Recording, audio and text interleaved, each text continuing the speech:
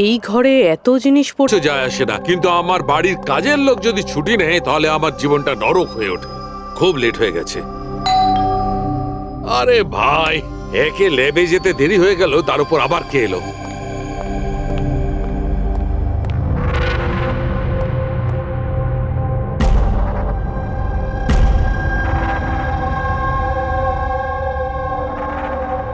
কাউকে তো দেখতে পাচ্ছি না, কিন্তু বেলের আওয়াজ তো ঠিক শুনেছি।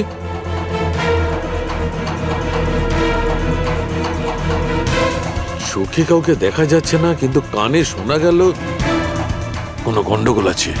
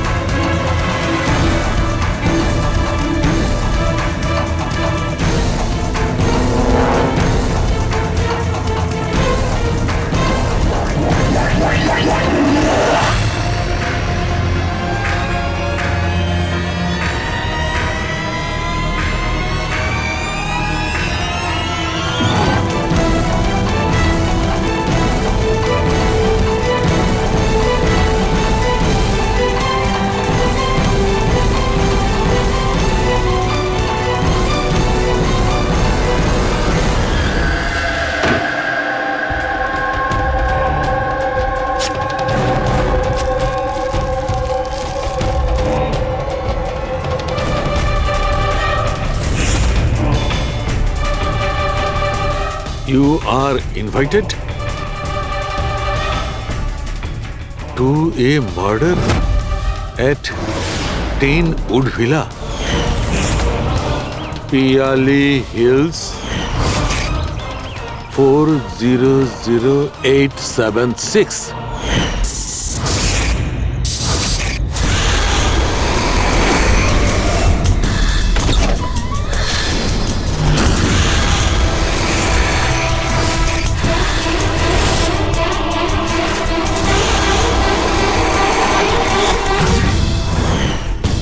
Catch me if you can. এটা সত্যি না মিথ্যে?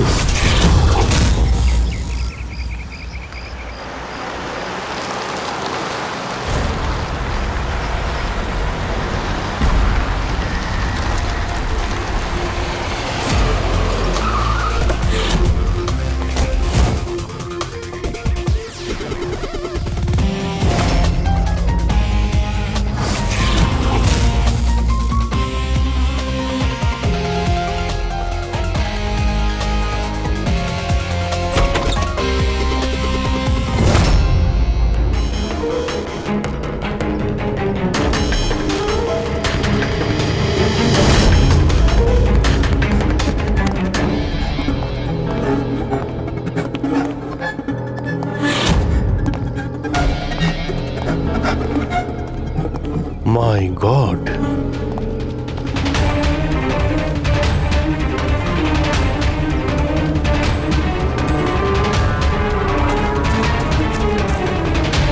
এখানে তো কেউ নেই, না গার্ড না বাংলোর মালিক।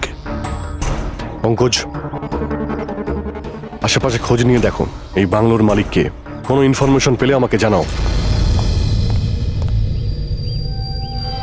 কি নৃশংসভাবে খুন করেছে! সারা শরীর ছুরি দিয়ে ক্ষতবিক্ষত করেছে, তাতেও ওর আশ মিটল না। আঙুলগুলোও কেটে দিয়েছে। এত রক্ত তো এই লাশের শরীরের হতেই পারে না। মানে স্যার? মানেটা হচ্ছে এই পুরবী, যত রক্ত এই ঘরের মধ্যে ছড়িয়ে আছে, এত রক্ত তো একটা মানুষের শরীরে থাকেই না। কোনো কি আইডি পেলে কে এই মেয়েটা? না অভিজিৎ, কিচ্ছু পাইনি। স্যার, স্যার এই বাড়ির ওনার রায়না, আর ও আধ ঘন্টার মধ্যে আসছে। ওকে, ঠিক আছে। ততক্ষণ একটা কাজ করি, এখানে আমরা যা কিছু পাচ্ছি, এই ব্লাড, কোনো প্রমাণ, সব নিয়ে চলো, কোনো কিছু মিস না হয়, তাহলে জানা যাবে কি হয়েছিল এখানে।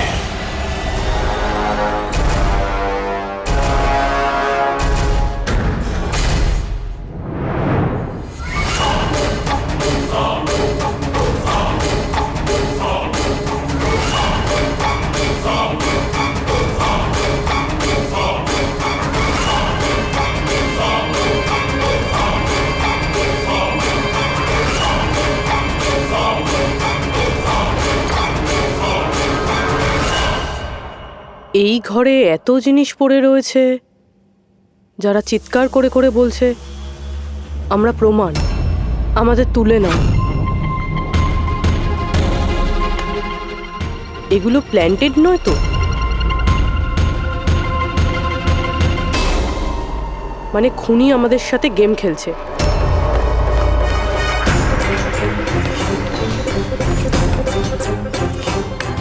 এসব কে করেছে? এসব কে করেছে? What is all this? অদ্ভুত তো স্যার, এ তো আমাদেরকে জিজ্ঞেস করছে কি করে হলো।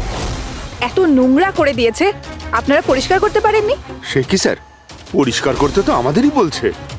দুর্গন্ধ আসছে। এই আমার বাংলায় মহিলা কি করছে? ওই বীরজু, বীরজু কোথায়? বীরজু, বীরজু! লাশ থেকে মানুষ হয় অজ্ঞান হয়ে যায়, না হলে মাথা ঘুরে পড়ে যায়। এর তো কিছুই হলো না। বীরজু, বীরজু, বীরজু! এই বীরজু, বীরজু! আচ্ছা ম্যাডাম, আপনি এই বাংলোটাকে এরকম বেওয়ারিশ ফেলে রেখেছেন? এক্সকিউজ মি, এটা অন্য কারোর বাড়ি নয়, এই বাড়ির মালকিন আমি। এটা আমার পৈতৃক বাংলো। আচ্ছা, এটা যখন আপনারই বাংলো, তাহলে কোনো কেয়ারটেকার নেই কেন এখানে? অফকোর্স আছে, বীরজু, বাট এখন জানি না কোথায়। বীরজু! একটা মহিলার লাশ পড়ে আছে আপনার বাংলোতে, আর আপনি বলছেন জানেন না? আমি কিছুই জানি না, আর আপনারা প্লিজ এখান থেকে বেরিয়ে যান, আর যেতে যেতে সবকিছু পরিষ্কার করে যান। বীরজু! স্যার, এই মহিলাকে এরকম অদ্ভুত টাইপের, একটু ঢ্যাটা।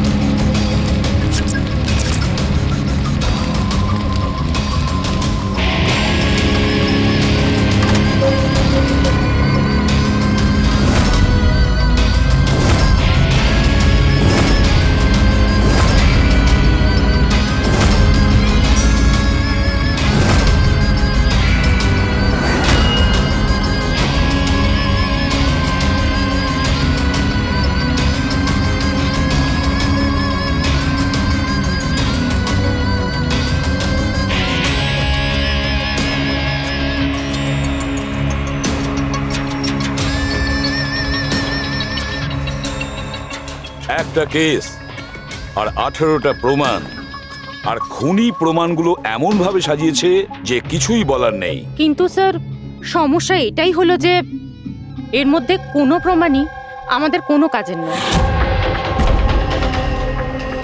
এই সমস্ত প্রমাণ আমাদের কাজে লাগবে না, এর মানেটা কি সারিকা? তার মানে স্যার, এই সমস্ত প্রমাণই পুরনো। হোয়াট?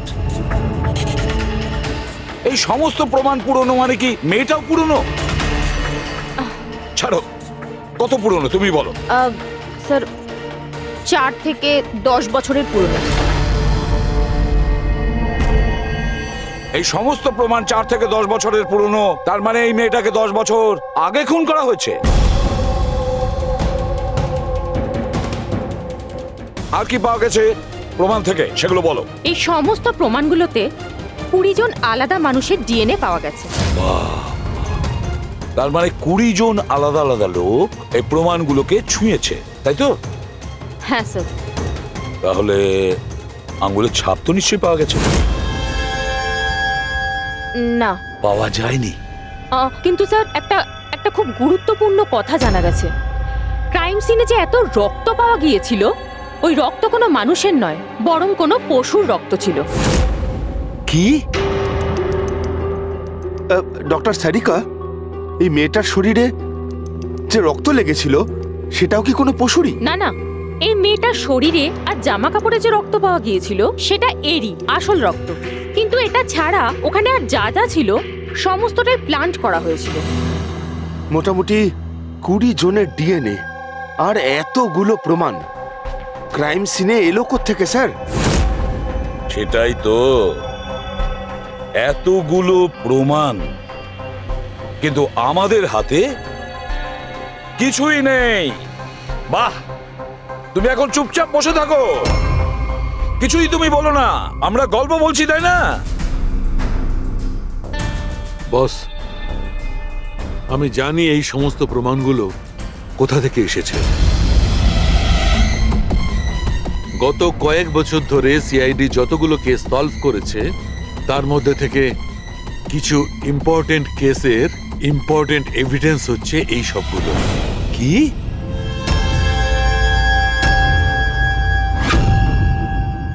স্যার আমি ওই মহিলা আর তার বাড়ির ব্যাকগ্রাউন্ড সম্পর্কে সব চেক করলাম। ওর পরিবারের 2-3 জন খুনের অভিযোগে জেল খাটছে, আর ওই মহিলার বাইপোলার ডিসঅর্ডার আছে।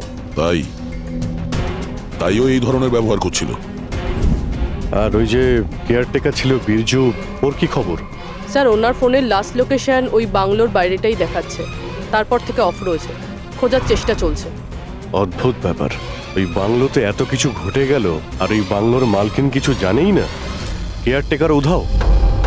আচ্ছা, ও আবার অসুস্থতার আড়ালে কোনো গেম খেলছে না তো?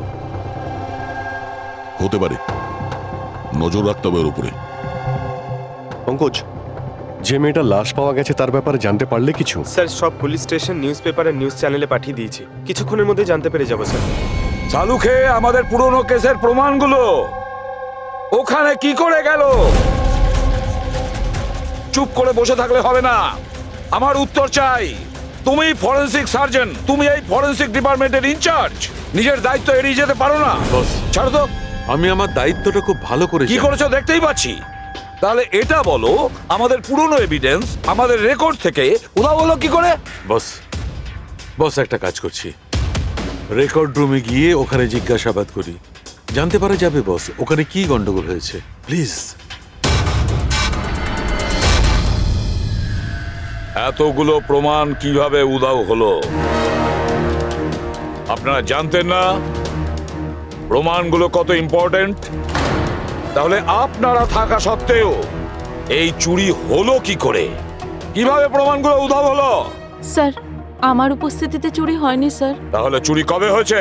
স্যার এই চুরি হয়তো রাত্রে হয়েছে, কেননা আমরা তো রাত্রে থাকি না, তাই না? এই জন্য চুরি হয়েছে।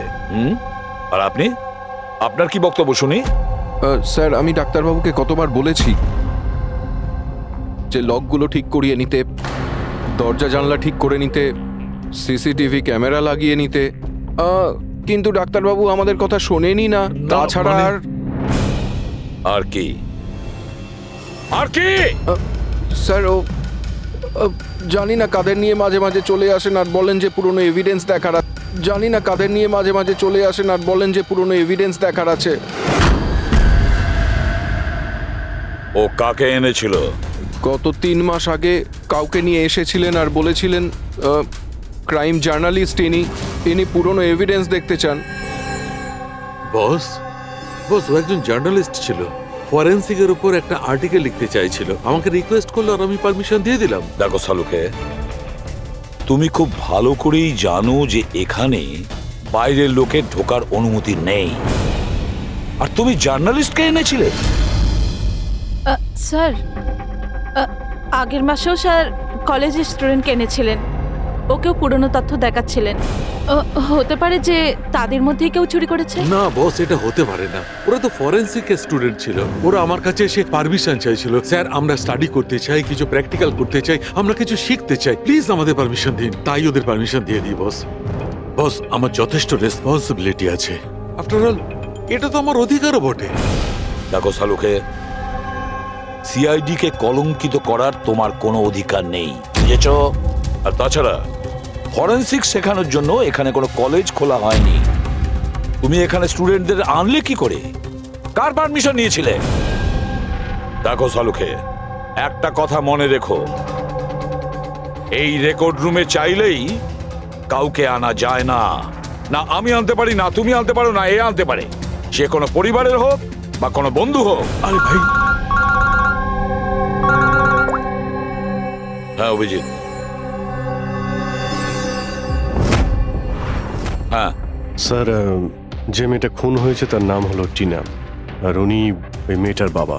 Doctor Nirav sir, head of forensic, Chennai. Doctor Nirav? Nirav Nirav আরে শালুকে, আমার মেয়েকে মেরে দিয়েছে।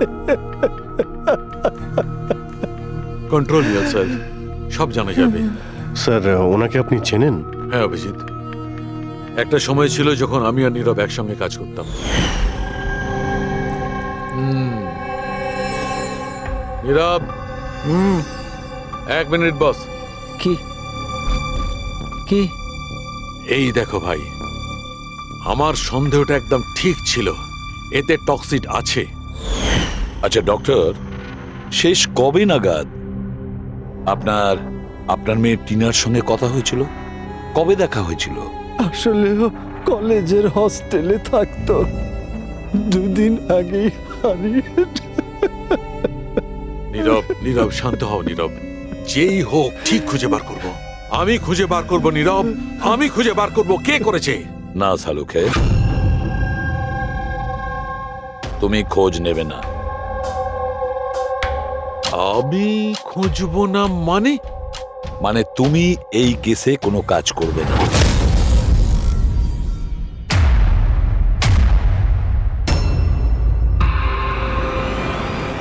কেন? কারণ তোমার গাফিলতির জন্য ফরেনসিক রেকর্ড রুম থেকে প্রমাণ চুরি হয়ে গেছে। শালুকে, ইউ আর সাসপেন্ডেড যতক্ষণ না কেস সলভ হচ্ছে।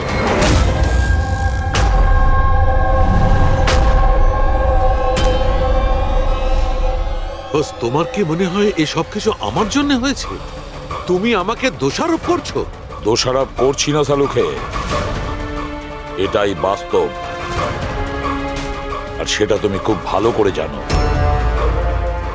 যদি না তোমার বন্ধু জার্নালিস্টকে ফরেনসিক রেকর্ড রুমে নিয়ে যেতে, না ওই স্টুডেন্টদের নিয়ে যেতে যাদের জন্য এই ঘটনা ঘটেছে, সেই জন্য তোমাকে সাসপেন্ড করতে হলো।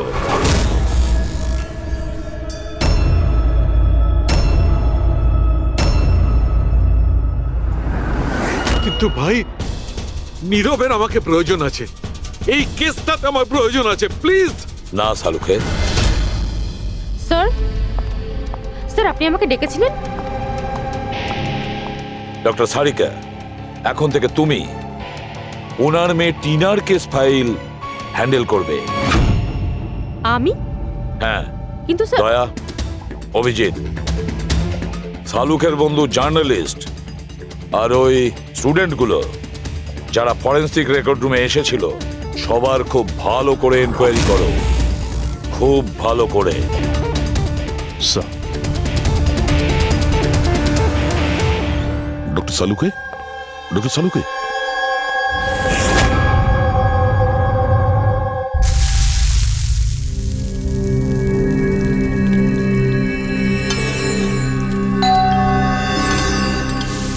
ওই এসে হাজির হয়েছে ওরা দুজন, দয়া আর অভিজিৎ, আমার কাটা খাই নুনে ছিটে দিতে।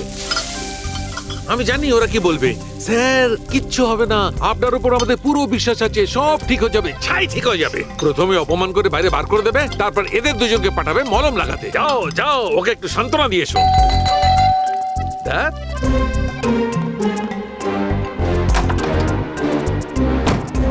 হাই। মর্নিং।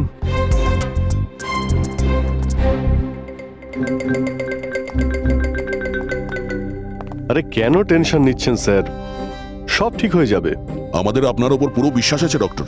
আমরা বিশ্বাস করি আপনি কোনো ভুল কাজ করতে পারেন না, কিন্তু কি করব, প্রোটোকল তো ফলো করতেই হবে না। দেখো, তোমাদের থেকে আমি কোনো রকম সহানুভূতি চাই না, আর হ্যাঁ, তোমাদের এসিপি সাহেবের সহানুভূতিরও একদম দরকার নেই।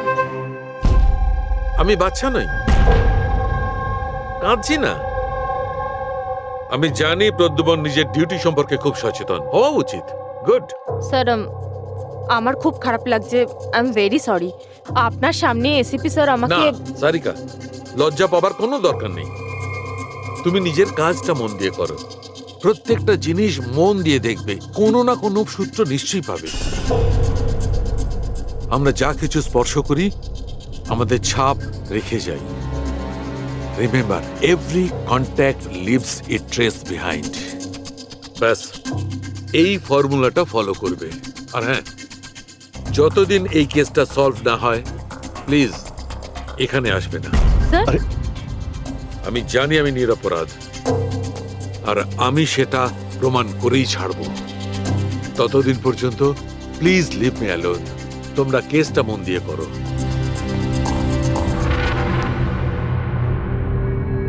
মাথা খুব গরম হয়ে আছে। স্যার, খুব খিদে পেয়েছে। আজকে কি রান্না করেছেন?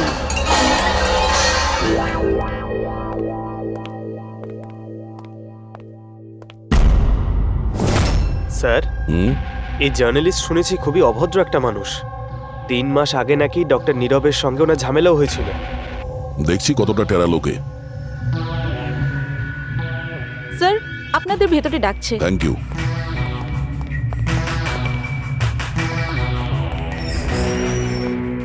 আরে বাহ, ভাগ্য আমার।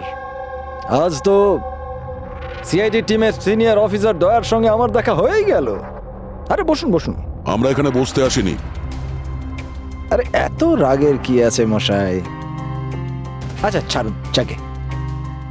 এটা বলুন যে কি খাবেন, চা, কফি, ঠান্ডা? ঠান্ডা ঠান্ডা ফান্ডা খাই না আমরা। আচ্ছা মিস্টার দয়া, আমি অনেক দিন থেকে সিআইডি টিমের উপর একটা ডকু ড্রামা করার কথা ভাবছিলাম, কিন্তু আমাদের রেসিপি স্যারকে পাওয়াই যায় না। আপনি তো জানেন নিশ্চয়ই, সিআইডি আজে বাজে লোককে এন্টারটেন করে না। আপনি সোজা আসল কথায় আসবেন। হ্যাঁ নিশ্চয়ই, 20 বছর ধরে আমি এই প্রফেশনের মধ্যে আছি, সব সময় পয়েন্টেই থাকি। বলুন, সবার প্রথমে কি জানতে চান? ডক্টর নীরবের সঙ্গে ঝগড়ার ব্যাপারে নাকি ফরেন্সিক রেকর্ড উইং এর বেহাল অবস্থার ব্যাপারে? ডক্টর নীরবের সঙ্গে তোমার ঝগড়াটা কি ছিল? না, আমার সাথে ওর কোনো ঝগড়া ছিল না। আমি শুধু ওকে সততার একটা আয়না দেখিয়েছিলাম। ওর খারাপ লাগলো সেটা। তার মানে হলো ডক্টর নীরবের কাজের ওপর আমি একটা আর্টিকেল লিখেছিলাম। আমার হিসেবে উনি ফরেন্সিক কাজের জন্য বিশ্বস্ত ছিলেন না, সামান্য ঢিলে ঢালা টাইপের ফরেন্সিক এক্সপার্ট ছিলেন। সেই জন্য তিনি আমার ওপর মানহানির কেস করে দিলেন। খুব অসম্মান হয়েছিল ওনার। আমি ওনার কাছে ক্ষমাও চেয়েছিলাম, কিন্তু এখন ওনার মেয়ের মৃত্যুর খবর শুনে আমার খুব খারাপ লেগেছিল। আর আপনি দুঃখ প্রকাশ করার জন্য এভিডেন্স রুম থেকে এভিডেন্স চুরি করে সেখানে ফেলে দিলেন যেখানে নীরব বাবুর মেয়ে খুন হয়েছিল। আরে দাদা, আমি এটা কেন করতে যাব? আমি কেন পুরনো হার আর রক্তমাখা শাড়ি চুরি করতে যাব? তাহলে তুমি ওই এভিডেন্স উইং এ কি দেখতে গিয়েছিলে? ফরেন্সিক ল্যাব থেকে এভিডেন্স কিভাবে চুরি হয় আমি সেটা দেখতে গেছিলাম। আমি আপনাদের কাজের দুর্বলতা দেখতে গেছিলাম। থাক, এসব যেতে দিন, এগুলো বলার কোনো দরকার নেই। এখন তো আপনারাও সবটা জেনে গেছেন বোধহয়। দেখুন, বেশি বক্তৃতা দেবেন না আপনি। যতটা জিজ্ঞেস করা হচ্ছে ততটার উত্তর দিন, কেন? ব্যাস। যে নিজেদের কথা উঠলো অমনি ঝাল লাগলো? আপনাদের কাছে কি এই কথার উত্তর আছে যে কে কিভাবে ফরেনসিক ল্যাব থেকে জিনিসগুলো চুরি করলো? আমার তো মনে হয় খুনি আপনাদের দুর্বলতাটা দেখাতে চেয়েছে। যাক, ছাড়ুন সেসব। এখন বলুন যে এই সিআইডির ওপর ডকু ড্রামা সিরিজ কবে শুরু হচ্ছে? স্যার, এনাকে ব্যুরো নিয়ে যাই। মনে হচ্ছে ঠিকঠাক উত্তর উনি ওখানেই দেবেন। তার জন্য অনেক লম্বা চওড়া প্রসেস আছে। আর তাছাড়া প্রমাণও তো থাকতে হবে না, তাই তো দয়া? খুব তাড়াতাড়ি দেখা হবে। প্রসেস পুরো করে সমস্ত এভিডেন্স নিয়ে আসব, আর তখন কথা বলবো সিআইডির ওপর ডকু ড্রামা বানানোর জন্য। হ্যাঁ,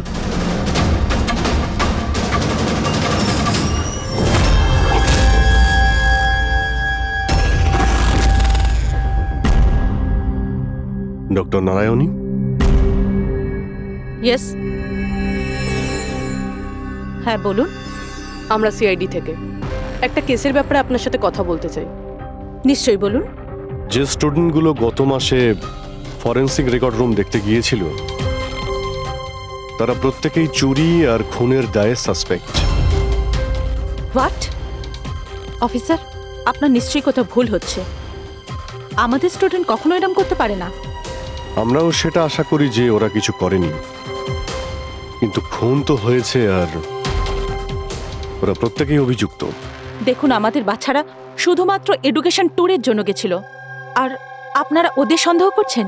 আমাদের কাজ হচ্ছে কেসটা সলভ করা আর অপরাধীকে উপযুক্ত শাস্তি দেওয়া। আপনি প্লিজ ওই 10 জন স্টুডেন্টকে ডাকুন আমরা তাদের জিজ্ঞাসাবাদ করব আর তাদের আঙুলের ছাপ নেব। দেখুন ব্যাপারটা বুঝুন, ওরা স্টুডেন্ট। দেখুন, ওদের উপর তো আমরা 3rd ডিগ্রি ইউজ করছি না, আমরা শুধু জিজ্ঞাসাবাদ করব। আর হ্যাঁ, ওদের কিছু বলবেন না যে আমরা কি ব্যাপারে ওদের সাথে কথা বলবো। ওকে ফরেন্সিক রেকর্ড রুম দেখে তোমাদের কেমন লেগেছিল? স্যার আমার তো দম আটকে যাচ্ছিল ওখানে। ওটা কোনো জায়গা হলো? পুরনো দাঁত, হাড়, রক্তে মাখা কাপড়।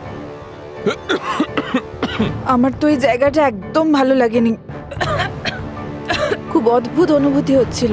তোমার কি সবসময় সর্দি কাশি হয়? না ম্যাম, মাঝে মাঝে হয়। স্যার আমার কাছে ওই জায়গাটা সম্পূর্ণ ইউজলেস ছিল, দেখাশোনা নেই, না কোনো প্রমাণ আছে ঠিক মতো। আর স্যার আমি তো ওই কোল্ড কেস ফাইলের এভিডেন্স বাড়ি নিয়ে যেতে চেয়েছিলাম, যাতে আমি ওটার উপরে স্টাডি করতে পারি। আমি রোমাঞ্চিত হচ্ছিলাম, খুনি আর নিহতদের চিন্তা ভাবনা কল্পনা করার চেষ্টা করছিলাম। খারাপ চিন্তা, দুঃখ, কষ্ট।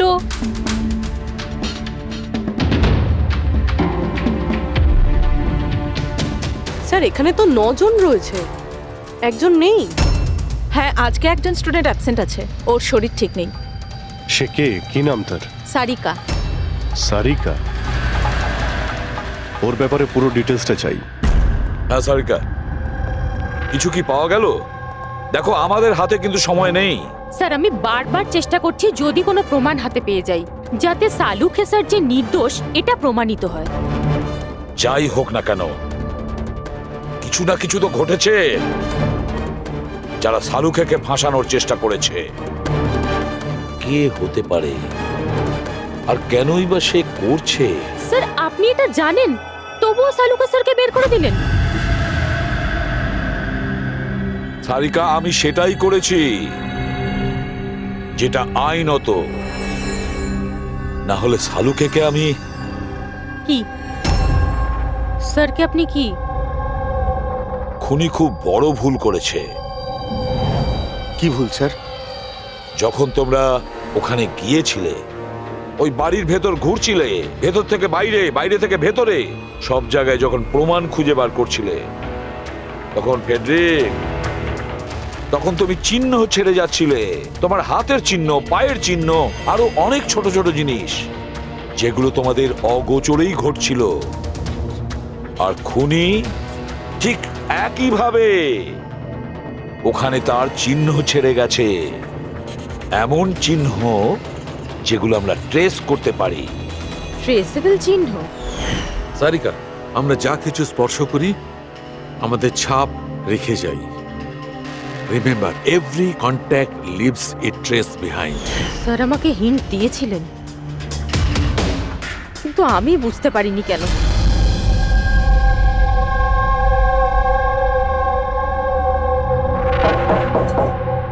হ্যাঁ বলুন। সারিকা কোথায়? আপনারা? সিআইডি। আপনি কে? স্যার আমার নাম রূপালী। আর সারিকা? স্যার ও তো এখানে নেই, কালকেই চলে গেছে। কোথায় গেছে? ম্যাম ও নিজের বাড়ি চলে গেছে। কালকে ও এলো, তারপর তাড়াহুড়ো করে নিজের ব্যাগ প্যাক করলো, আর খুব তাড়াহুড়োতে ছিল তাই নিজের ফোনটাও ফেলে গেছে। কোনো কারণ কি বললো এত তাড়াহুড়ো করে বাড়ি যাওয়ার জন্য? হ্যাঁ স্যার, ও বলছিল যে ওর বাড়ির কোনো লোক অসুস্থ আছে। কি? স্যার ফরেন্সিক সেন্টার থেকে জানতে পারলাম সারিকা অসুস্থ, আর এ বলছে যে ওর বাড়ির কেউ অসুস্থ। কিছু তো একটা ব্যাপার আছে। আচ্ছা রূপালী, এই সারিকার বাড়ি কোথায়? স্যার কানপুর। কানপুর? আর তোমরা একসঙ্গেই থাকতে? হ্যাঁ স্যার, আমরা রুমমেটস ছিলাম। আচ্ছা, তোমরা কতদিন একসাথে রয়েছো? এই হবে 8-9 মাস। 8-9 মাস ধরে তো একে অপরের ব্যাপারে নিশ্চয়ই ভালোই জানবে। কি কেমন মেয়ে ছিল সারিকা, কিছু বলতে পারবে তুমি? স্যার ও তো খুব ভালো মেয়ে ছিল। ইনফ্যাক্ট ও নিজের কাজ নিয়েই ব্যস্ত থাকতো, মানে ফরেন্সিক ইনস্টিটিউট যাওয়া, ওখান থেকে ফিরে আসা, এইসব নিয়েই থাকতো। Forensic centre? তো ও কি ওখানকার কোনো কথা তোমাকে বলেছিল? হ্যাঁ, ফরেন্সিক ইনস্টিটিউটের ব্যাপারে কিছু কিছু কথা আমাকে বলতো। যেমন এই কিছুদিন আগেও আমাকে বলছিল যে... তুই জানিস রূপালী, প্রমাণ ট্রেস করে যে কাউকে ফাঁসানো যেতে পারে, রিয়েলি? কিন্তু এটা কিভাবে হতে পারে? আরে বোকা, সব কিছু হতে পারে। আমি সব করতে পারি। যে কোনো কেসকে পাল্টে দেওয়া যায় শুধুমাত্র প্রমাণের ওপর ভিত্তি করে। এবার দেখ আমি কিভাবে সবার মাথা ঘুরিয়ে দিতে পারি। স্যার, টিনা আর ডক্টর সালুঙ্কের কেসেও তো তাই ঘটেছে। আর এই সারিকাও কেটে পড়েছেন। ওকে তাড়াতাড়ি খুঁজে বের করতে হবে।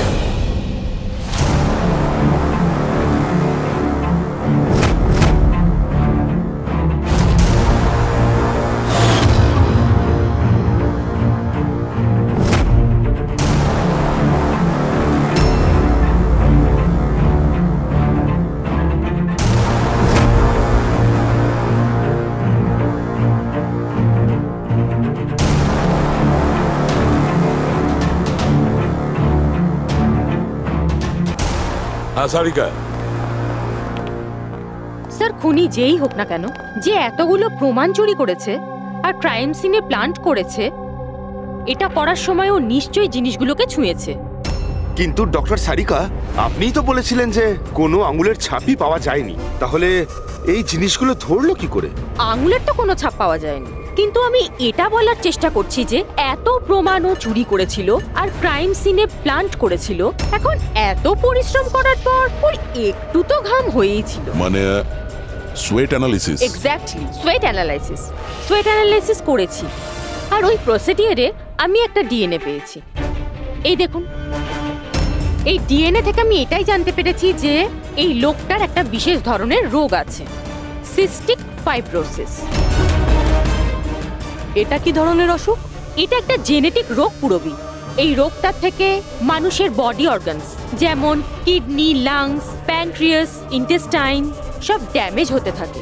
কিন্তু ডক্টর সারিকা, এই রোগটা চেনা যায় কিভাবে? মানে কোনো সিমটমস তো আছে? সিমটমস আছে। যদি এই রোগটা অনেক বছর ধরে থাকে তাহলে সেই মানুষটার গ্রোথ পুয়ার হয়ে যায়, ফ্যাটি স্টুলস হতে থাকে, শ্বাস নিতে প্রবলেম হয়, খুব কাশি হয়, ইনফ্যাক্ট সাইনাস ইনফেকশন হতে পারে। শ্বাস নিতে কষ্ট আর কাশি। আচ্ছা, তার মানে এরকম পেশেন্টদের নিশ্চয়ই হসপিটালে বারবার যাতায়াত করতে হয়। কনস্ট্যান্ট মনিটরিং এর দরকার হয়। ব্যাস, তাহলে অভিজিৎ, শহরে যতগুলো হসপিটাল আছে সেখানে গিয়ে খোঁজ নাও এই ধরনের রুগী কজন আছে, আর তাদের মধ্যে কি এমন কোনো পেশেন্ট আছে যার আমাদের এই কেসের সঙ্গে কোনো সম্পর্ক আছে।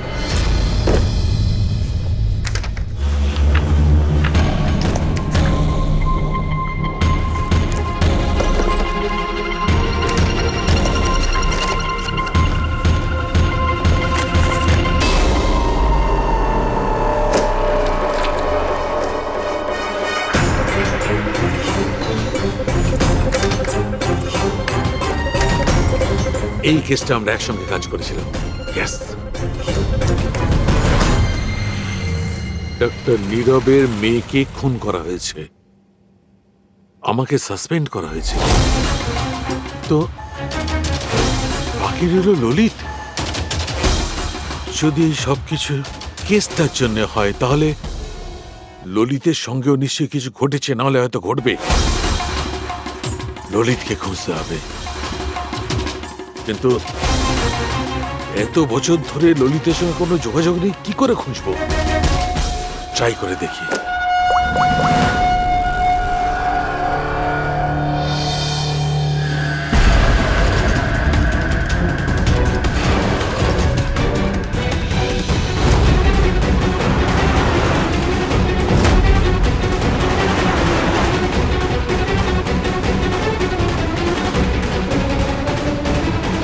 আর ইউ শিওর এটা ওনার ছবি? হ্যাঁ স্যার, উনি। আর ওনাকে হসপিটালে 2-3 বার আসতেই হয়। My god, thank you very much. Thank you.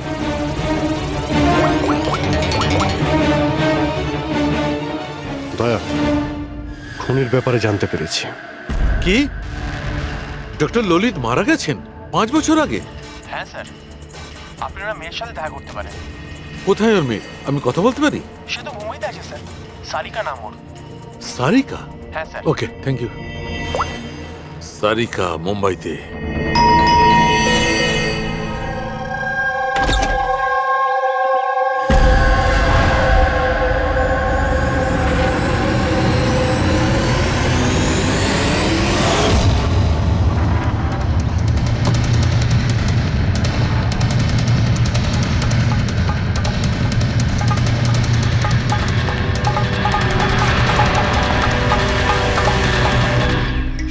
সত্যের খুব কাছেই আছো তুমি। এইটাই শেষ জায়গা যেখানে খুনটা হবে। অপেক্ষা করছি তুমি আসবে ওইখানে যেখান থেকে সব শুরু হয়েছিল 8 বছর আগে।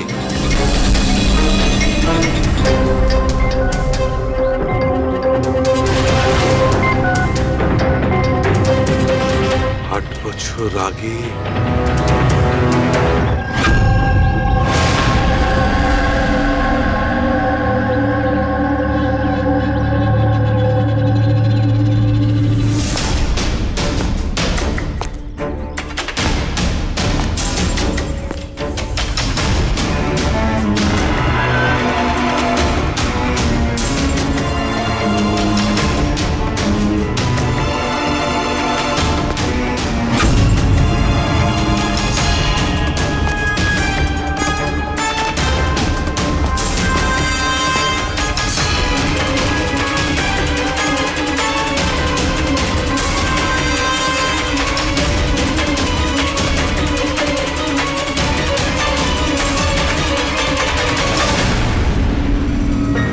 সারিকা একে কে মারল? হঠাৎ আলোটা নিভে গেল কেন?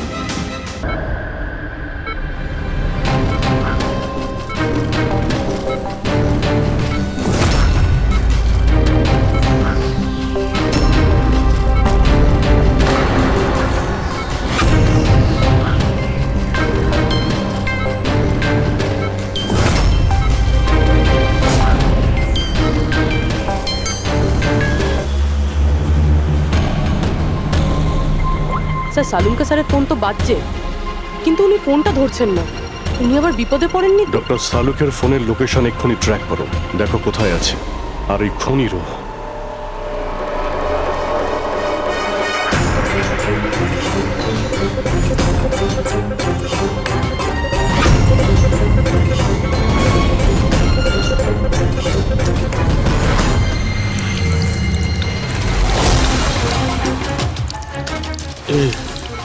এসব কি করছো? তোমার মৃত্যু আস্তে আস্তে আর খুবই কষ্টদায়ক।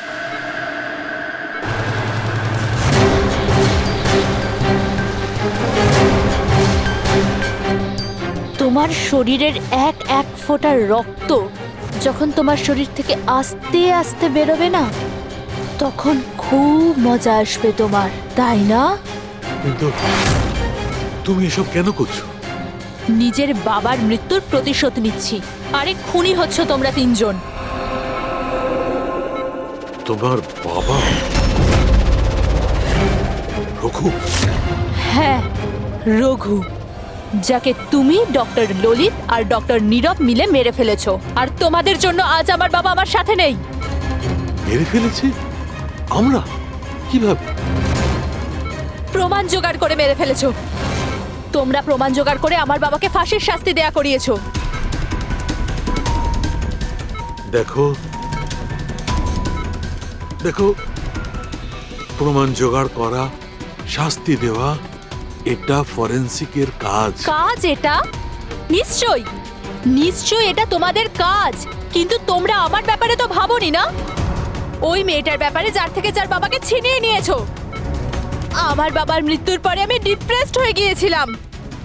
আর এই সব থেকে বেরোনোর পরে আমি ভেবে নিয়েছিলাম, ঠিক করে নিয়েছিলাম যে আমি তোমাদের তিনজনকেই এই মৃত্যুর শাস্তি দিয়ে তারপরেই ছাড়বো। আর এই জন্যই তুমি টিনাকে মেরে ফেলেছো? হ্যাঁ, মেরে ফেলেছি আমি ওকে, কারণ আমি জানতাম ডক্টর ললিত 5 বছর আগেই মরে গেছে। আর পড়ে রইল তুমি আর ডক্টর নীরবের প্রশ্ন। তো আমি জানতাম যে ডক্টর নীরব নিজের মেয়ে টিনাকে খুব বেশি ভালোবাসে। টিনার মরে যাওয়ার পর ও নিজেই নিজেকে মেরে ফেলবে। আর তুমি, আর পড়ে রইল তোমার প্রশ্ন, তুমি তোমার ফরেনসিক অফিসকে খুব ভালোবাসো। যখন ওখান থেকে তোমাকে ধাক্কা মেরে অপমান করে বার করে দেবে, তখন তো তুমি নিজেকেই নিজে মেরে ফেলবে। কিন্তু সারিকা তোমার কি ক্ষতি করেছিল?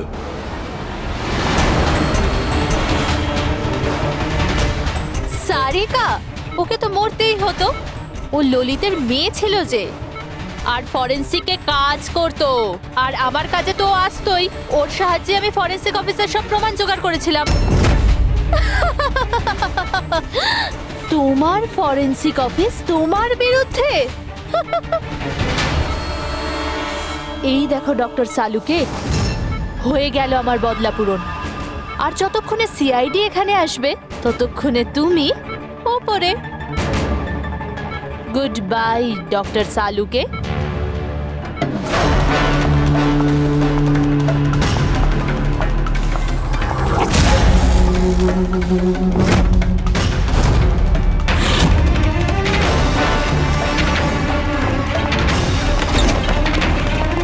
রূপালী,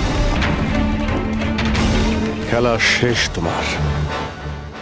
আমার খেলা শেষ নাকি সালুকের? বাঁচাতে পারবে তো তোমরা? তো বাঁচিয়ে নাও। রক্তের ঋণ তো চাপিয়ে দিলে বস আমার উপর। রক্তের ঋণ তো চাপাইনি আমি তোমার ওপর, আমি তো বরং তোমার ঋণ শোধ করলাম। অপরাধীদের শাস্তি দিতে সাহায্য করেছিলে, সেই ঋণ এবার শোধ করে দিলাম। আচ্ছা শোনো, অনেক রেস্ট হয়েছে, এবার কাজে লেগে পড়ো। তাড়াতাড়ি সুস্থ হয়ে উঠুন। সারিকা একা লাশগুলোর সঙ্গে কথা বলছে। ওহো, সারিকা, অভিজিৎ তো তোমার খুব প্রশংসা করছে। দেখো ভাই, এখন এক সপ্তাহ তো আমি এখান থেকে নড়ছি না বস।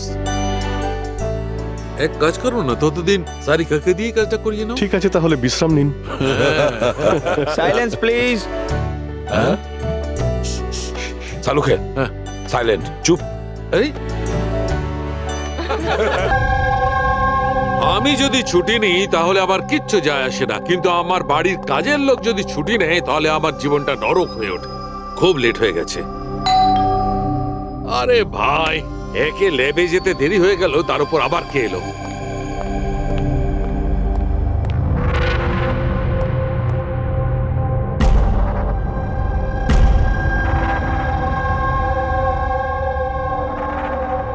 কাউকে তো দেখতে পাচ্ছি না। বেলের আওয়াজ তো ঠিক শুনেছি।